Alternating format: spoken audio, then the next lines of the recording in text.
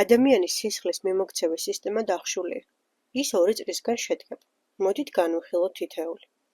პირველ რიგში დავიმახსოვროთ, რომ მარჯვენა მხარეს ჟანგბადით ღარიბი სისხლია. მარცხენა მხარეს კი ჟანგბადით მდიდარი სისხლი მოძრაობს. მარჯვენა პარკუჭი შეკუმშვისას ვენურ, ანუ ჟანგბადით ღარიბ და ნახშირორჟანგით მდიდარ სისხლს ფილტვის არტერიების მეშვეობით ფილტვებში გზავნის.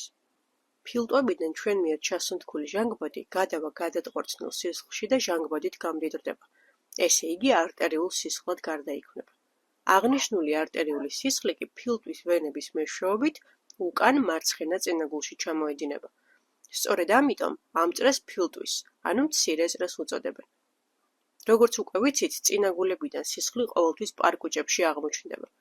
ესე იგი მარცხენა წინაგულიდან სისხლი მოხვდება მარცხენა პარკუჭში. გამოიწერეთ ჩვენი სოციალური პლატფორმები, რათა არ გამოტოვოთ საინტერესო სიახლეები. მომავალ შეხვედრამდე.